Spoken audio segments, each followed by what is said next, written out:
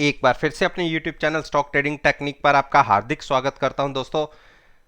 Friday का session negative side पर ही close हुआ, लेकिन इतनी बड़ी गिरावट कोई देखने को नहीं मिली कि हम सोचे कि बिल्कुल अब एक गिरावट का सिलसिला शुरू हो चुका है। हाँ, नीचे एक बहुत बड़ी सपोर्ट को इसने होल्ड कर लिया और उसके ऊपर क्लोजिंग दिखाई। अगर निफ्टी 465 और 470 के नीचे क्लोज हो जाती तो तकरीबन 500 पॉइंट की और गिरावट की संभावनाएं बन जाती, जैसा कि आप इस स्क्रीन के ऊपर देख रहे हैं। उसको होल्ड करके निफ्टी ने ऊपर ट्रेडिंग करनी शुरू की और ऊपर क्लोजिंग दिखाई है। और आप देखिए, जिस टाइम ये मैं संडे को वीडियो रिकॉर्ड कर रहा हूं, उस टाइम एसजीएक्स निफ्टी 17,632 पर ट्रेड कर रहा है या क्लोजिंग प्राइस है। यानी जहां हम क्लोज हुए उससे तकरीबन मान के चलिए 100 पॉइंट्स ऊपर क्लोज हुआ है। और एक जो ऊपर बड़ी रेजिस्टेंस है वो 17,640 की है। अगर इसके ऊपर गैप अप ओपन होके और कंटिन्यूस अगर हमने 15 से 20 मिनट ट्रेडिंग शुरू की तो आप ये मानिए हम 750 की तरफ जा सकते हैं। लेकिन अभी के सिनेरियो के हिसाब से देखा जाए तो हम अपनी दो बड़ी मूविंग एवरेज के बीच में ट्रेड कर रहे हैं। अब नजर रखिएगा 17,470 का प्राइस। अगर किसी भी तरह की गिरावट में हम इसके नीचे क्लोज हो गए तो हमारा नेक्स्ट टारगेट जो होगा वो 17,000 का होगा। लगातार हम 5 से 6 दिन लगातार गिरावट के साथ ही क्लोज हो रहे हैं और बड़ी बाइंग दिखेगी 17,750 के बाद। 17,750 के ऊपर एक शॉर्ट कवरिंग भी दिख सकती है और बाइंग भी दिख सकती है। मेरे हिसाब से जब तक इन दो प्राइसेस के अंदर ट्रेडिंग मिल रही है, आप कोई नया ट्रेड ना लें तो ज्यादा अच्छा होगा। अब बात करते हैं हम बैंक निफ्टी की। देखिए, अगर आप मेरी रेगुलर वीडियोस को देख रहे हैं, मैंने 37,000 के टारगेट भी बताए थे जब हम यहां पर भी ऊपर ट्रेड कर रहे थे।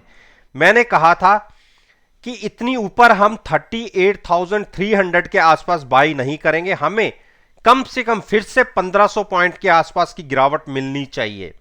और अगर आप फ्राइडे के सेशन के लो को देखेंगे और 2 दिन पहले के उसके हाई को देखेंगे तो ऑलमोस्ट 1500 पॉइंट्स की गिरावट देख चुके हैं आप। लेकिन जाते जाते शार्प रिकवरी दिखी और 37,350 के ऊपर क्लोजिंग मिली। अभी बाइंग की अपॉर्चुनिटी नहीं है। बाइंग आप कीजिए 37,650 के ऊपर।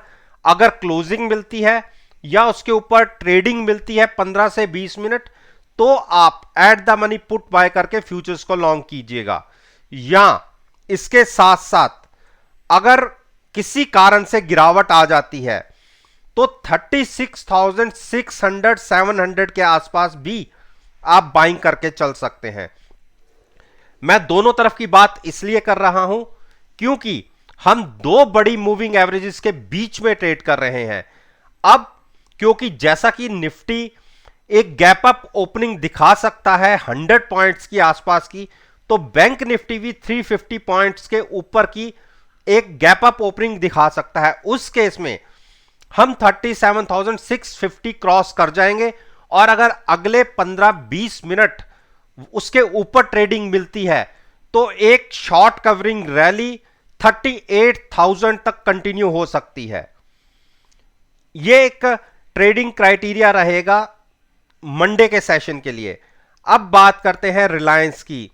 देखिए, रिलायंस 2490 को होल्ड कर गया, यह अच्छी बात है रिलायंस के लिए, लेकिन हमें बाय करना है 2435 या उसके नीचे क्लोजिंग मिलने पर, उससे पहले नहीं। और अगर हम डिप पर बाय भी करेंगे तो वो भी नेकेड पोजीशन नहीं, फ्यूचर्स को बाय करेंगे और पुट को बाय करेंगे, वो भी गिरावट पर। तो क्या शॉर्ट का कैंडिडेट है? अभी शॉर्ट का कैंडिडेट नहीं है, इसलिए रिलायंस को शॉर्ट मत कीजिएगा। HDFC बैंक, और आप देखिए HDFC बैंक ने 1570 के लो लगाए और पिछले 4 दिन के लो एक के बाद एक नए दिखे हैं। तो मैंने आपसे यह कहा था कि अगर 1550 के आसपास स्टॉक मिले तो आप लॉन्ग कर सकते हैं फ्यूचर्स को, और साथ में पुट बाय करके अपनी पोजीशन को हेज करिएगा। हेज करने के लिए आपका अपना क्राइटेरिया भी हो सकता है, अपनी रिस्क टेकन कैपेसिटी के हिसाब से आप उतनी दूर की पुट बाय करके भी चल सकते हैं, या जिसकी चॉइस हो वो चाहे स्टॉप लॉस के साथ, जो जिस तरीके से जिसका भी काम करने का तरीका है वो उस तरीके से भी एक व्यू जनरेट कर सकता है ट्रेडिंग का। तो डिप पर बाइंग की स्ट्रेटजी रहेगी, और हां अगर हम गैप अप खुलते हैं और 1590 के ऊपर भी खुल जाते हैं और कंटिन्यूस 15 से 20 मिनट बने रहते हैं, आप यहां से भी बाय कर सकते हैं। आपका टारगेट होगा 1640 का। दो मूविंग एवरेज के बीच में है, इसलिए मैं दोनों तरफ की बात कर रहा हूं। अब साथ साथ में मैं अपने व्हाट्सएप ग्रुप की परफॉर्मेंस की भी बात कर दूं। फ्राइडे में हमने कोई बड़े ट्रेड तो नहीं लिए, केवल 4 ट्रेड लिए और सारों के सारों को हमने कैरी फॉरवर्ड किया। यूबीएल 1582 पे बाय किया, डेल्टा कॉप का मैंने एक बुल स्प्रेड बनाया है, बजाज ऑटो को 3860 पर बाय किया है और टीसीएस 3763 पर बाय किया है। टीसीएस को छोड़ दे तो बाकी सारे या तो प्रॉफिट में है या एट पार है। टीसीएस एक 25 पॉइंट के अगेंस्ट हमारे स्टॉक ट्रेड कर रहा है। तो यह नजरिया मेरा तकरीबन 1 हफ्ते का है। प्रॉफिट में पहले आ गया तो पहले ही बुक प्रॉफिट कर लूंगा, अदरवाइज अपने ट्रेड को कम से कम 1 हफ्ते के व्यू के लिए तो हम कैरी बनाते ही हैं। और जिसने ड्यूरिंग द मार्केट मेरी परफॉर्मेंस को एनालाइज करना है, उसके लिए मैं आपको 1 हफ्ते का टाइम बिल्कुल फ्री ऑफ कॉस्ट दूंगा। आप मुझे जज करिए, रिजल्ट्स अच्छे लगे तो आप मेरे साथ कंटिन्यू कर सकते हैं। उसकी बाद की टर्म्स एंड कंडीशन में आपको बाद में डिस्कस करूंगा। मेरे साथ जुड़ने का तरीका है, मेरी ईमेल आईडी नीचे है, आप उस पर अपना कॉन्टैक्ट नंबर मुझे फॉरवर्ड कीजिए, मैं खुद आपको उसके अंदर ऐड करूंगा। तो अब बात करते हैं एचडीएफसी की। एचडीएफसी ने देखिए नीचे 2718 के नीचे यानी 2700 के आसपास का भी लो लगाया। मेरी पिछली वीडियोस को आप देखिए, मैंने 2700 पर बाइंग की बात कही हुई है, जबकि मैं अपने व्हाट्सएप ग्रुप में 2763 पर ही लॉन्ग साइड पर ट्रेड ले चुका हूं। उससे ये ट्रेड मेरा थर्सडे सेशन का था, तो अभी मेरी उसके अंदर लॉन्ग पोजीशन बनी हुई है। हां, इतनी डिप पर तो नहीं ली, लेकिन मैंने डिप पर ही ली थी। हाई से काफी नीचे स्टॉक 2900 से स्टॉक काफी नीचे तक जा चुका था, तो इसीलिए मैंने नीचे ही बाय किया था। हाँ, उससे थोड़ा और गिरावट आ गई, ये एक अलग इशू है। तो अब जिसने बाय करना है, देखिए बड़ी सपोर्ट पे खड़ा है, यहां से भी आप लॉन्ग कर सकते हैं। 2700 के आसपास की पुट बाय करके फ्यूचर्स को लॉन्ग कर सकते हैं। आपकी पोजीशन हैज हो गई, कोई अनलिमिटेड रिस्क की कोई गुंजाइश नहीं है। एक बार स्टॉक 2775 क्रॉस करेगा तो 2800 पर एक हर्डल दिखेगी। 2800 को क्रॉस करते ही आपको 2900 फिर से देखने को मिल सकता है। तो डिप पर बाइंग की स्ट्रेटजी रहेगी। बाकी अभी बेरिश क्रॉसओवर ही चल रहा है, 43 की आरएसआई है, तो लेवल पर बाई बनता है। कोटक महिंद्रा बैंक की क्लोजिंग वीक आई है और लगातार तीसरे दिन एक लोअर साइड पर इसने क्लोजिंग दिखाई है।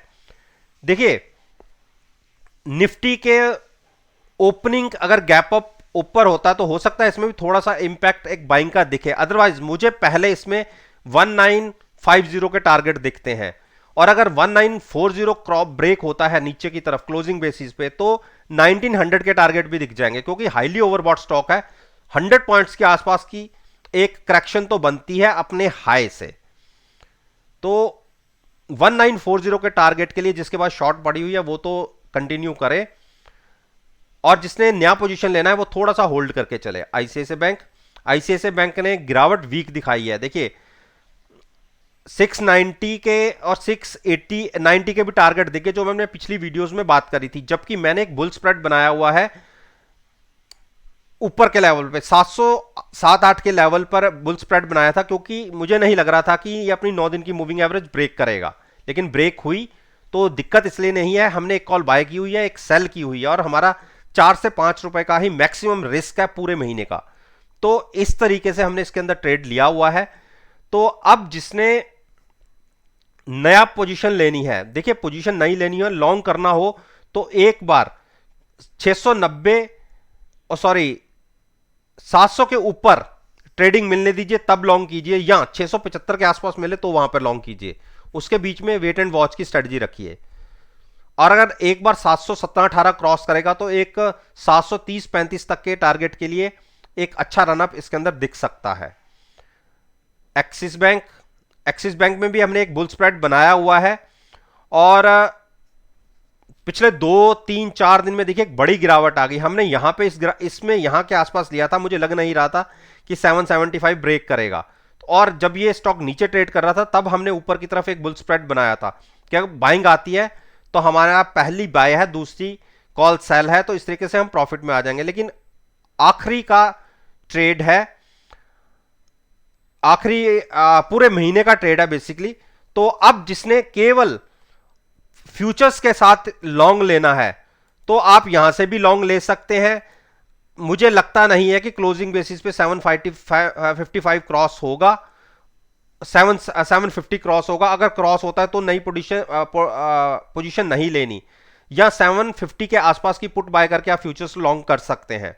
क्लोजिंग मिली है 770 की, ये तो नीचे की तरफ हो गई जहां नीचे आपको बाय करना है। अब 775 के ऊपर अगर ट्रेडिंग मिलती है तो भी आप लॉन्ग ले जा सकते हैं।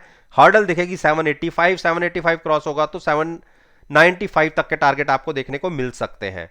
बाकी मेरी एक शॉर्ट की पोजीशन बनी हुई थी जो मैंने इंटरडे में क्लोज की 784 के आसपास। मैंने एक शॉर्ट पोजीशन पिछले महीने ली थी, उसका सारा का सारा प्रीमियम मेरे को लॉस हो गया, डिके हो गया, और पोजीशन को मैंने रोल ओवर किया और अगली पुट खरीदी। और आप देखिए जो जो ये गिरावट दिखी उसके अंदर मेरे दोनों जो ऑप्शंस के प्रीमियम का जो नुकसान हुआ था वो मेरे को सारा मिल गया, और फ्यूचर्स भी मेरा अपने रेट से 27 से 28 पॉइंट नीचे एग्जिट किया हूं। और कॉल अभी मैंने अपनी होल्ड की हुई है। कॉल में रीजन क्या है कि अभी पूरी एक्सपायरी पड़ी हुई है, फिर से ट्रेड बनाने का मौका मिलेगा तो शॉर्ट साइड पर फिर से बनाऊंगा, और उसमें दोबारा मुझे कॉल खरीदने की जरूरत नहीं पड़ेगी।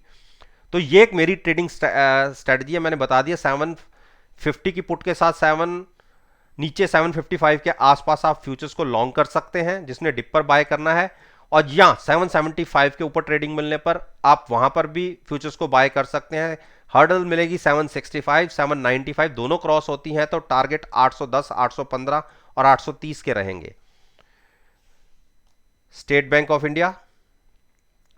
इंडिया ने दूसरे दिन नीचे की तरफ आप देखिए 443 तक के टारगेट लो की तरफ लगाए, लेकिन अभी हमें इसे ट्रेड नहीं करना, हमें इसको लेना है 434 या उसके नीचे डिप पर बाय करेंगे, तब तक हम वेट करेंगे, शॉर्ट ट्रेड हम नहीं करेंगे।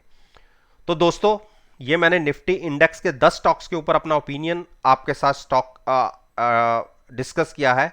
इसमें बैंक निफ्टी का इंडेक्स भी है और फाइनेंशियल सेक्टर्स के कुछ स्टॉक्स भी हैं।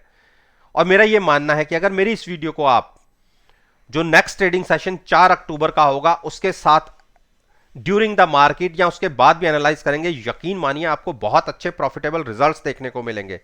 वीडियो अच्छी लगे तो मेरे चैनल को सब्सक्राइब कीजिए, मेरे साथ जुड़िए, और साथ में बेल आइकन का बटन प्रेस करना मत भूलिएगा ताकि नोटिफिकेशन टाइम से आप तक डिलीवर हो सके।